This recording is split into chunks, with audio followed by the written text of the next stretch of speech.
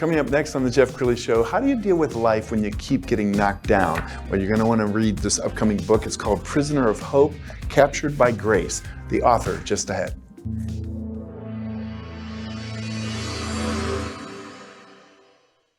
Many are predicting that the worst is yet to come, which is unfortunate, said one person here. Until now, they've enjoyed the reputation of being the nation's icebox. Watched a burglar in his home this morning by webcam. As a journalist of over 25 years, stories are what make my world turn. Reporting live from the Dallas newsroom tonight, Jeff Crilley, Fox 4 News. But in 2008, I took the jump from my familiar life and started a PR firm from my home. We're talking about anyone with a camcorder like the one I'm using becomes a television network. We started slowly growing the company, and we now have over 100 clients, and we've branched into the world of live digital broadcasting. I now own 8 different TV studios and have a huge team, and the stories that I now get to share are sometimes the most important of my life. Life has a funny way of coming around full circle. This is the Jeff Crilley Show. Well, I've always said that they don't make Hollywood movies about people who were born rich, had no adversity, and died rich. Nobody would go see that movie. They go to movies called Rocky and Pursuit of Happyness and $1 Million Baby. Life is about getting knocked down and getting back up again. And I can't think of a better person to talk about that than Ramona Tuma. She's the author of this soon-to-be-released book, Prisoner of Hope, Captured by Grace. Thanks for coming on the show. Thank you. Well, tell us your journey. Tell you my journey. Well, number one, I didn't really want to write a book. My granddaughter insisted on it. But I don't want to write a book that you slap on the wall and see if it sticks. And I didn't want to write a negative book. I didn't want people to read it and go at the end of it, go, boy, what she went through. And I have gone through a lot, but I've also learned how to come back from being like the Whack-A-Mole, you know, the game, the Whack-A-Mole, where they hammer this stuff. Well, that's a little bit what my life was like.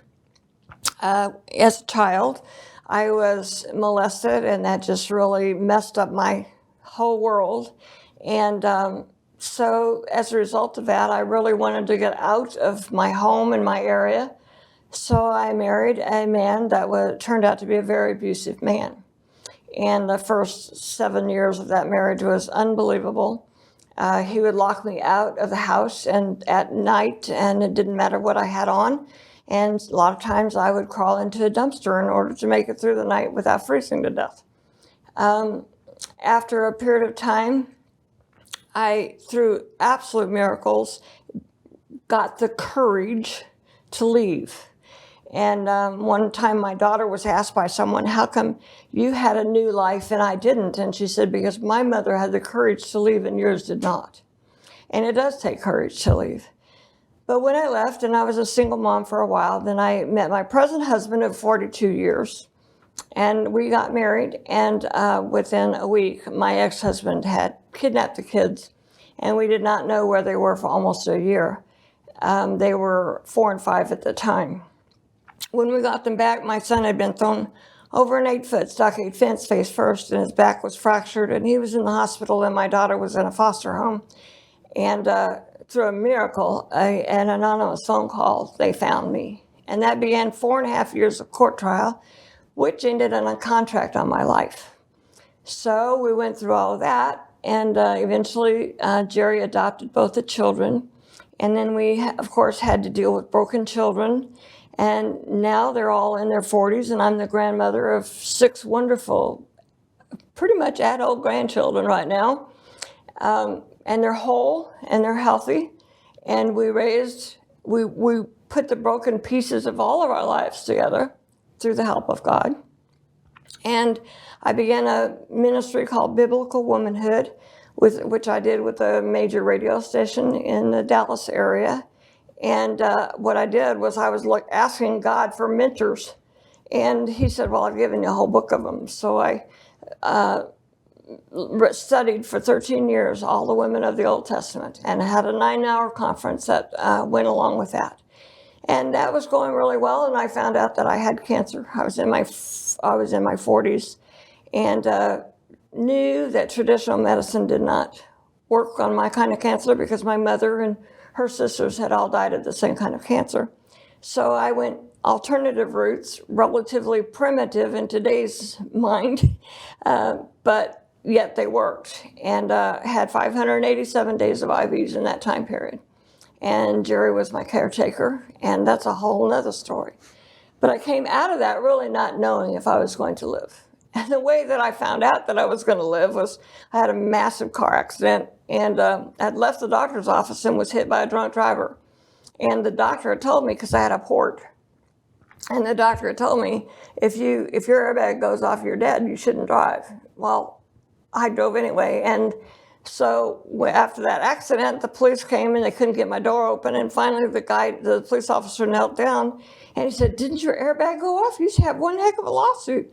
I said, "No." I said, "That's called an angel keeping the airbag from going off." And so the police officer asked me, "What's it like to be bulletproof?"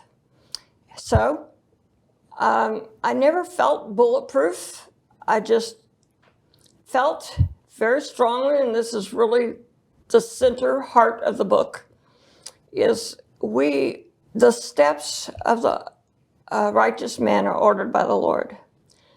We all want our plans. We all want our destinies. I believe that I'm destined for eternity. I believe that this world is not my home. I believe that every word I have and everything I do in this life, I will be accountable for in the next life. And the next life is what really counts, and not this life. And how I'm going to go through this life in order to be who I'm supposed to. I only have this lifetime to become who I'm supposed to be for eternity. I mean, not everybody believes that, but I do. I have this lifetime. How am I going to face hard times? How's my attitude towards God going to be? Am I going to get bitter, or am I going to get better? And I hate all those platitudes, but it's the truth. So I had several years after cancer, I had several years of ministry, taught Bible studies for years, and thought we were going to head on to our near new future. And instead, I had a radical stroke in 2016 and lost the ability to swallow and speak and read, and lost my linear thinking. Linear thinking is very important because you can't put numbers or letters together to make real words without linear thinking. I lost the entire right side of my body. My hand was in a curl. I had 18 months of intense rehab, for which I am incredibly grateful for, because a lot of people don't get the kind of rehab that I had. One of my projects, everybody has projects when they're in rehab, was that they asked me what I wanted to do, and I said, well, nobody's written any books about stroke, so maybe I want to write about stroke. And so I started writing the book, writing in rehab, falling down the rabbit hole, because that's what it felt like. Alice in Wonderland, when she fell down the rabbit hole, I didn't have any headaches, I didn't have anything. I didn't know what was happening to me. I was actually getting on the freeway in my car when I was having the stroke, and I thought, why can't I keep my hand on the steering wheel? And so I started writing at that point in rehab, and I was ready to throw it away 1,000 times. And my granddaughter was reading it, and I was ready to throw it away. And she turned to me and she said, "You must write this book, Nana." She said, "If you're only writing it for me, you have to write this book." Prisoner of Hope is dedicated to my grandmother, because she was a real poetess, and she's long gone, died in the 1970s, but her life, her poem books that I have gotten me through life. And the one theme of her poem books is living by the day. We are not promised. You know, we lay out all of our plans. As a matter of fact, the Bible says a man lays out his plans, but God brings them to pass. And the frustration and the disillusionment that happens when you're striving for what's next, nothing in my life, not cancer, not a stroke, nothing prepared me for what happened to me. There was no book on how to cope with stroke. And before the show, I was telling you, I wake up every morning shocked I can't walk, because I'm laying down and I think I'm fine. And I have handles on the side of my bed to pull me up and everything. And what is this? It's been since 2016 now, and every day since is a shock, is a surprise. They told my daughter that 96% of the people with my kind of stroke usually just go to bed, and that's it. And my daughter said to the doctors, you don't know my mom. So I have way gone past what their predictions were. And I do believe a lot of that is God.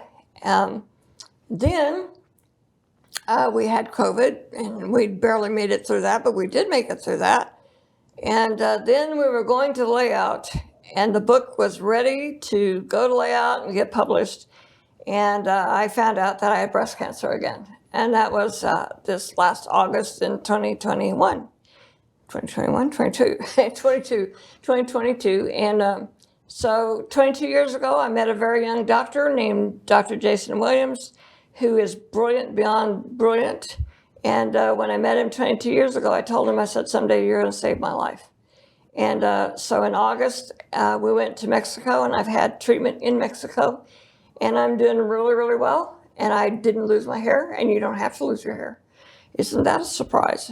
And his whole outlook of cancer and everything. His grandmother died of cancer, and he promised his grandmother that he would find a cure for cancer.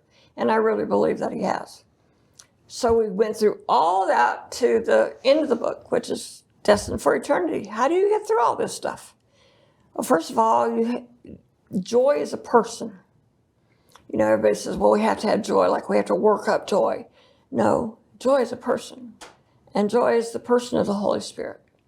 Wow. And what we have to do is reach out to him and say, you're going to get me through this. Well, I sure admire your courage. I want to put on the screen the book cover because it's beautifully done. And you were mentioning Alice in Wonderland. Describe what you envisioned when you came up with this cover. Well, one of my granddaughters took the picture on the other side of that keyhole. Mm. She's an amateur photographer, but very good. But the keyhole was very significant as concerning the stroke, because in the story Alice in Wonderland, Alice fell down the rabbit hole, and she fell into a room that had all kinds of doors, and she couldn't find her way out. And that's exactly after the stroke. I was laying in the bedroom by myself, in the hospital bed by myself. All the falderall had happened for the last 9 hours, and there I was early in the morning alone, and I was assessing. Okay, right hand doesn't move. Okay, we can't swallow.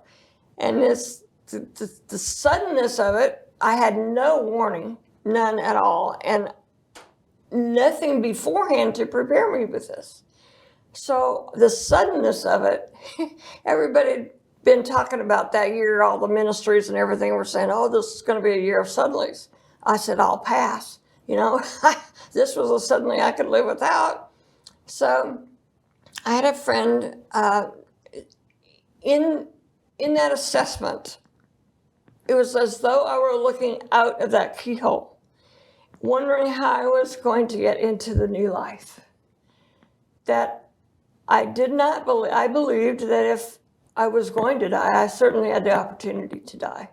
And I'd come so close to dying so many other times in my life and didn't. That obviously he wasn't done yet. Even though I felt done, and I didn't know how I was going to cope with this, I felt done. But anyway, I was looking through those keyholes that, like Alice in Wonderland, and wondering how I was going to get through there. And she had to get smaller and smaller and smaller, and she had to take more and more weight off of her. She had to drink the right drink to get even smaller to find the key that would go through that door. And that was what I was thinking that night at the hospital, in the hospital room. There's only one way I'm going to get through this. I got to get smaller. I got to take that weight that besets us, the things that are holding us down to this earth, the things that we're so stressed over that we just can't face day to day. I have to let that go, or I have no future. And the other thing, too, that's interesting, and I write about this in the book, is that we have to let go of our memories, most good and bad. Now we think, okay, we got to let go of our memories because we got to forgive and all that stuff. No, no, no. And when you're in a situation like this, a lot of times you have to forget the good memories. Not necessarily forget them, but if you are consumed with what was in the good memories, you have no future. You don't have any going forward to this. And I knew that at that time, just laying there, okay, the line is in the sand. If I'm going to make it here, this is how. Is I got to let go of what was, good and bad, and look forward to what was in the future. And so that's exactly what we did. And in the last part of the book, I write Destined for Eternity. And that really is the whole focus of the whole book. How do you get through hard times when people go through divorces, they have children dying, they have all of this stuff that hits them all through their life. And you wonder, I love it. I was talking to my son recently. I said, actually yesterday, I said, every year coming December, it doesn't feel like Christmas to me this year, but anyway, every year coming December, I always say, next year's going to be better. Well, you know what? No, this last year was one of the hardest ever. And it's like, there's no promise that next year is going to get better. And I'm going to stop saying that. The point is, we made it. And how did we make it? We got up in the morning, we asked the Lord what we were supposed to do with our life. Then we went to bed at night and said, Lord, did I do it all? And if we didn't do it all, then we asked him to forgive us and we start all over the next morning. Because we're not even promised the next hour.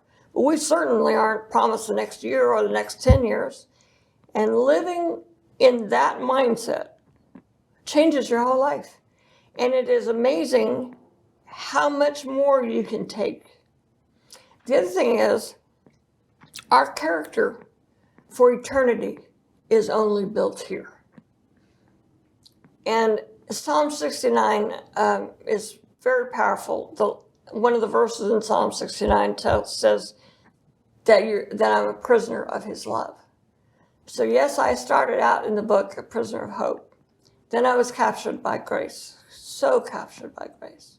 And finally, towards the end of my life here, I'm a prisoner of his love. And I truly am a prisoner of his love. And I don't want to die, but I'm ready to die. But eternity, Ecclesiastes says that we have eternity in our hearts. And I don't care who you are, whether you're a believer or not, there's eternity in your heart. You may not know what eternity looks like, but it's in your heart. And you're driven towards it. And not only are you driven towards eternity, but eternity is running towards you. Wow. Ramona, I could listen to you all day. We're out of time, but I will tell the audience that you can pre-order the book on Amazon, Barnes & Noble, and Target. So glad to have you in the studio, and thank you for your words of wisdom and helping all of us remember what's really important. Mm-hmm. Thank you. That's it for now. We'll see you next time.